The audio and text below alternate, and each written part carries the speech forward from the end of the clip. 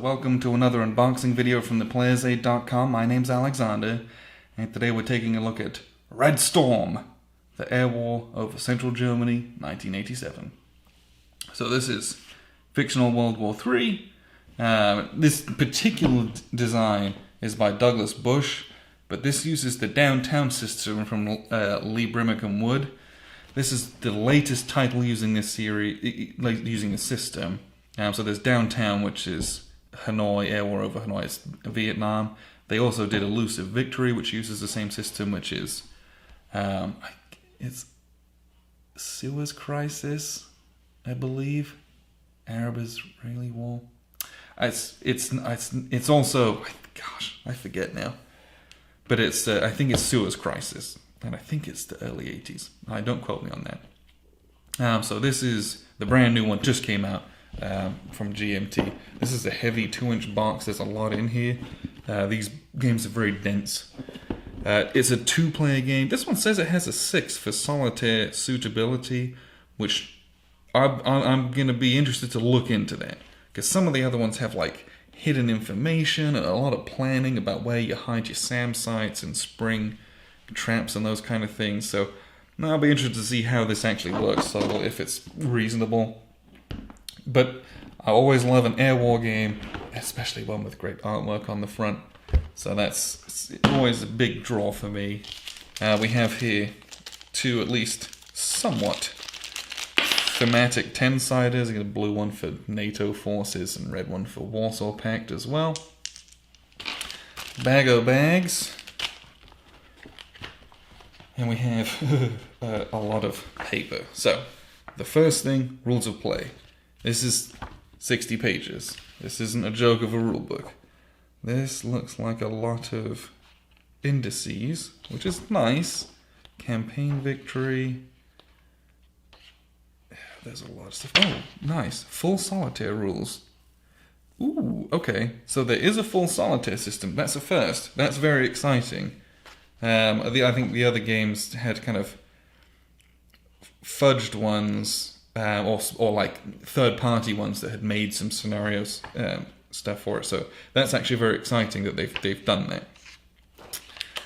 that.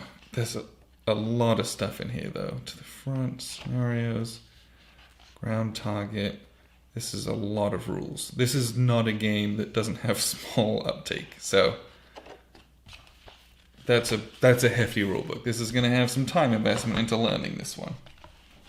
This is the scenario book, and like all good games, there's 60 pages of scenarios as well. So there are solo scenario D, C, A, and B. So there's at least 4 dedicated solitaire scenarios. I don't know whether there's rules that can transform the other ones. I don't know. CS1. I mean, there's so many. I think there's at least... So Red Storm... Wow. There are 30 missions. Literally 30 missions. And then there's Red Storm Campaign 1 and 2. So there's rules for probably tying a bunch of those together as a continuing campaign. So that's a lot of game in here. So if you're going to read 120 pages of rules in those, at least you're going to get a lot of play out of it. We also have the appendices, a nice F4 Phantom on it. So this is just the appendix, or I guess appendices. So there's some kind of examples of play in the back, ground locations, orders of battle, just some informational things like that. Okay, so we have played card 1, 2, and 3, and 4, and 5. So there's 5 play aids. And luckily these are bifolds, so you're going to kind of have them kind of off to the side in a stack, but that's a lot. So this has movement, turns, AA damage, maneuvers, air-to-air, damage allocation, and scatter. Played card 2 has a track table, deflection, SAM site scenario random events. Played 3. Flight quality. Air to ground attack table, attack profiles, damage table, weather, and some campaign bits and pieces. Arcs and hemispheres, it's more of a diagram than anything. This is not of my fault, this is a single sheet. Sequence of play, during scenario, some campaign sequence of play. Intelligence, surveillance, reconnaissance table. Enemy air defense suppression, early warning tables. Now we're back to a by-fault to play at 5. Oh, this is bot activation table. So this looks like this is for solo play. So that's for those 4 solo scenarios at least. So most of the time you're probably not using that unless you're just doing a solo. Alright. We have here, this is Belgium, Canada, Netherlands aircraft chart table. So this has all of the different kind of identification. So this is the kind of the details. This is like the ID cards from MBT. So you have your different crew numbers, fuel, bombs, site, radar jamming, things like that. This is your data, your information. And so you see on the back here, it's got your different units that you've got as well. So you have, it's 87, so you do have B-52s, you got Nighthawks, you got some of that stealth tech, but a lot of it's Tornadoes, Falcons, Eagles, Corsairs, the old Mirages as well, Harriers, Hornets, whole bunch of stuff. So that's just for those 3 countries. For the US Air Force, they've obviously got twice as many. And then you also have RAF, they're probably Royal Navy on there as well maybe, but it's UK, and then you've got West Germans as well.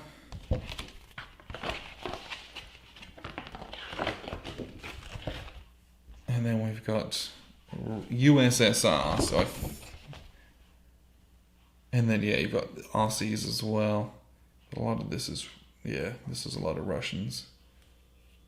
I don't think they have any other, I don't know if they just kind of put other Warsaw Pact stuff in there, or if it's just the Russians, unsure.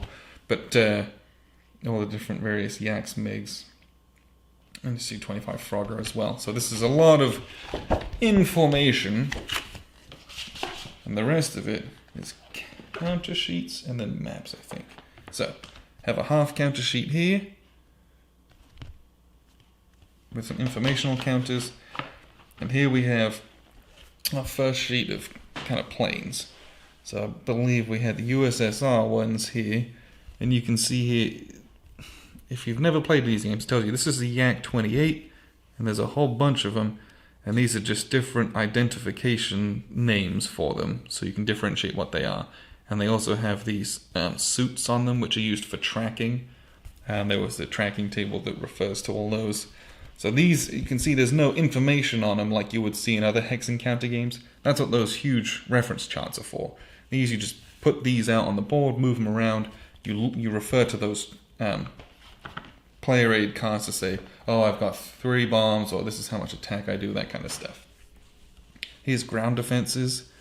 So you have a lot of surface-to-air missiles of different forms, early warning systems as well, altitude markers, acquisition markers, and then you've got some, looks like ground units as well.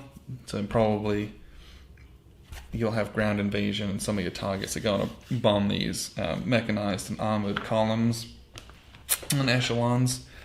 We have some NATO units here. We've got the Americans, Dallas and Cobra. So there's all of these here. You got some high-flying B-52 Stratofortresses, F-4 Phantoms, F-15s. You got Germans. Ooh, you see, these punch very nicely. These are very small counters on the grey core card, but they could just fall out. You have all the RAF here, Germans. I'm going to put those down before they all fall out. And then we have NATO ground forces, also will be targets as well, presumably. And a bunch of different markers. There's a lot of markers in this game. Whoops, more of them just falling out. So punching this game, nice and easy. Keeping it organized. different story. That's a lot of counters. Okay, so we have 1, 2 maps that we'll get to, and the rest of this are flight log sheets and anti-aircraft log sheets. And this is what we're talking about about kind of solitaire play. You're going to mark down where and when you put your AA, where and when you put your SAM, and you will literally keep it written down. And there's a map that you're going to mark out where you put all your stuff. And so that was why it was always hard to do these solitaire, because I'm going to place them hidden, and it's this cat and mouse of where I think you're going to go, where I need to defend, all this kind of stuff that didn't work in solitaire. So seeing that dedicated solo module, I'm very interested to see how that changes everything, at least for placement. It might be static placement, I just don't know. And then flight log sheets. This is, you're going to assign different counters to flights, how much fuel you've got. You're going to go up and down running sorties as counter air or doing bombing runs, strafing runs, things like that. And then you've got a squadron kind of roster there as well for the campaign. So they give you a lot of these, which is nice. Photocopy them if you need to. The last and most important thing is the map. So here's the first map sheet, and this is a 2-mapper, and I'll be interested to see these. So it's up and down, and the next one's going to go over here as well. We'll crack open these, and these are a bit more on the functional side, is what I'm going to call it, in the utilitarian, because this is an air war game. I actually like having it more functional, because I'm not like, oh, I'm not moving through the trees. I'm flying over everything from a distance. So I need it to be clear as to flight paths, where I'm going, how to get there. I want to be able to count my hexes and numbers and the lines of attack, things like that. So these are very, very large. There's a lot of space on these. And it goes all the way from Erfurt, Nordhausen on the east, through to Fulda Gap, and then you've got Bonn, Cologne, Essen, Dusseldorf, Mainz down here with Wiesbaden. So it's this game of running sorties back and forth, trying to hide your air defenses, all that kind of stuff. So I'll be very interested to see how this one plays out, and I'm also interested to see if there's any kind of one-mapper scenarios that you might be able to do just to kind of learn the game. Some of the other games, you know, there's like one training scenario, and the rest of it you needed a huge amount of space for, because this is a 2-map, and then you remember there was all those play aid cards as well. So this is a pretty intense game. I'm hoping once it's learned, you'll be able to retain that knowledge, so you can just kind of pick it up and play it. But these games do have a dedicated following. People play it all the time. So like, if you're a system kind of guy, there's 3 of these titles in the system already. It's very popular, and Lee Wood does really good air war games. As you can tell, they typically have a lot of crunch to them, which provides you a lot of detail. What's nice on this one, though, is that it's a lot of small crunch and chrome, but you get to fly your jets back and forth, shoot some anti-air, do your missions. There's detail there, but it's still fun and playable, at least from the rules that I've read of Elusive Victory. I've just been desperate to get it to the table, just haven't had an opportunity, but it seems like it would be a great time. So this is another title in that series. It's a bit more on the modern side than the other 2. A lot of people like this setting and theme, so it'll be right up a lot of people's alleys, I think, but just know there's a good input that you're going to have to dedicate to this. A lot of rules, but I'm thinking it'll be a fun air war game with good detail and just some good fun. And also some solitaire in there as well, which that's a big plus for me. I know it is for a lot of other people as well. So appreciate you guys tuning in. This is Red Storm from GMT, brand new or fresh hot off the press, so get it whilst you can. So thanks very much. I've been Alexander from theplayersaid.com.